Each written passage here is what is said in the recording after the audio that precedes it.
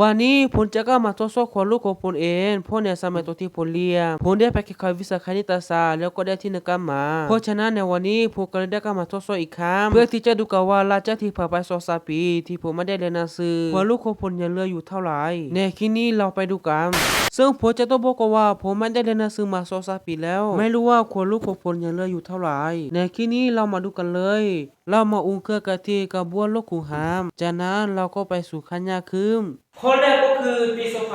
2025บวก2 และถ้าที่ผมได้เขียนหนังสือลอยอยู่บนกระดานก็ปรากฏว่ามาเห็นไม่ชัดเพราะเห็นน้ำผมก็เลยตัวได้แย่ฮ้อนเอาล่ะเรามาเริ่มต้นกันเลยโจทย์ของเราก็คือ2025บวก2026ตัวเลขที่ผมเขียนมาอาจจะขี้แรงหน่อยแต่ก็พอดูได้นะครับในกรณีที่เจอโจทย์แบบนี้เราต้องคิดอะไรแบบนี้5บวก6เท่ากับ 4f เขียน1จึง1 2บวก0บวก1จึงเมื่อสักครู่นี้จะกลายเป็น3 0บวก0เท่ากับ0 2บวก2เท่ากับ4เพราะฉะนั้นค่าต้นของโจทย์นี้ก็คือ4ภาษา 4f เอาล่ะเราไปดูข้อต่อไปกันเลยข้อต่อไปของเราก็คือ2025ลบ2026ในกรณีที่เจอโจทย์แบบนี้เราต้องแก้แบบนี้ถ้าเกิดว่าตัวเลขถัดนี้น้อยกว่ากับตัวเลขถัดรูเราต้องนับเป็น45เพราะฉะนั้นเลขคนนี้ก็คือ45ลบ6เท่ากับจึง1 2ลบ0ลบ1จึงเมื่อสักครู่นี้จะกลายเป็น1 0ลบ0เท่า0 2ลบ2เท่า0เพราะฉะนั้นค่าต้นของโจทย์นี้ก็คือ49นั่นเองโจทย์ต่อไปของเราก็คือเลขหาร2025หารให้2026โจทย์แบบนี้เราต้องแก้แบบนี้เราต้องหาตัวเลขตัวใดตัวหนึ่งเพื่อที่เราไปคูณกับตัวนี้แล้วจะหาค่ากับตัวนี้ได้ในกรณีที่โจทย์แบบนี้เราต้องเขียน1ไว้ก่อนถ้าเขียน1ไว้แล้วเราต้องเอา1ไปคูณกับ6ก็จะได้6 1คูณ0เท่ากับ0 1คูณ0เท่ากับ0 1คูณ2เท่ากับ2จากนั้นเราต้องมาลบกันอีกครั้งค่าต้นของคนนี้ก็คือมันจะเท่ากับแบบนี้มันจะเป็น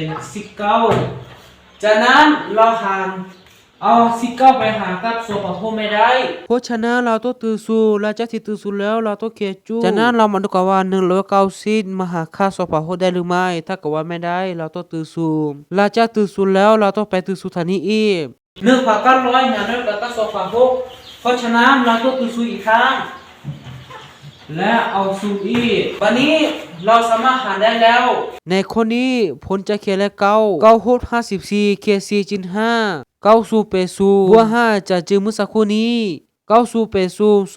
98แล้วตัวนี้เราต้องได้มาลบกันอีกครั้งแต่ในคนนี้เราไม่จำเป็นต้องแก้อีกต่อไปเพราะว่าเราสามารถเอา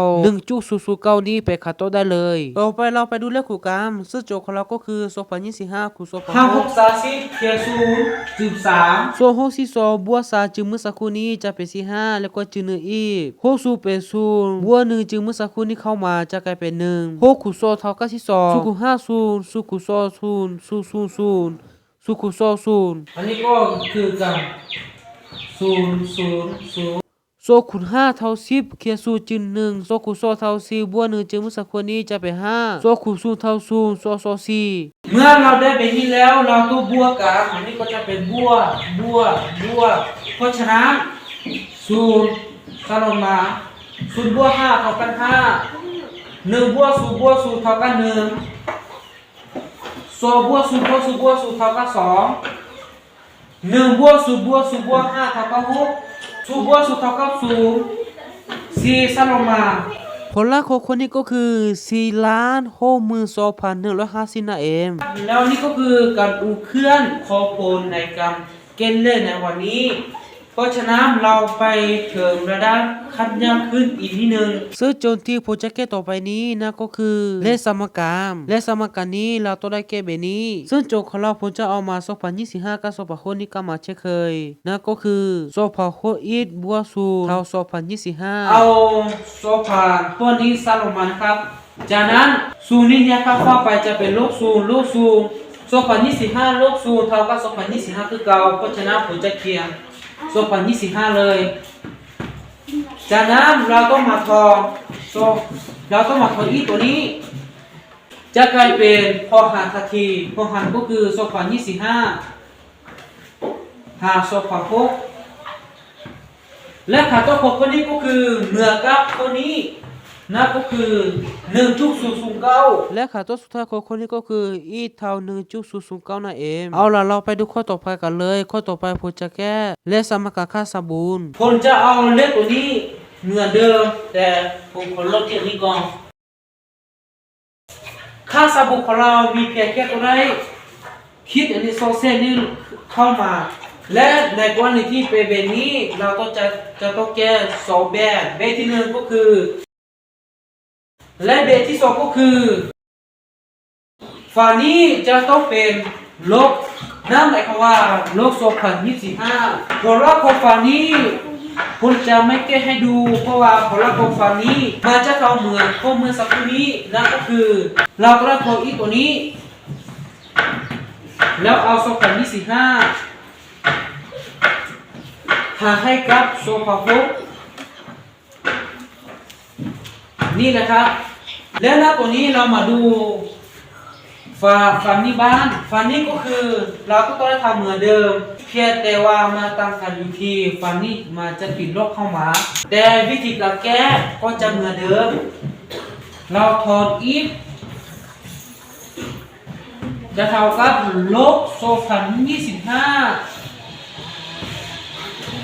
ส่วนให้กับโซฟาโฟที่จริงที่นี่จะมีลบสูเข้ามาแต่ว่าลบสูมาไม่มีความหมายเพราะฉะนั้นเราก็ทาทิ้งขาดต่อของคนนี้ก็คือลบ1.009แล้วนี่คือขาดต่อสุดท้ายอีกของฝั่งนี้มันจะได้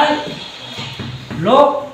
1.009นี่ก็คือผลลัพธ์ของคนนี้เอาล่ะแล้วตัวนี้เราไปดูข้อสุดท้ายที่ผมจะแก้ในวันนี้กันเลยและข้อสุดท้ายที่ผมจะแก้ในวันนี้ก็คือระบบสมการซึ่งโจทย์ของเราก็คืออีทบวก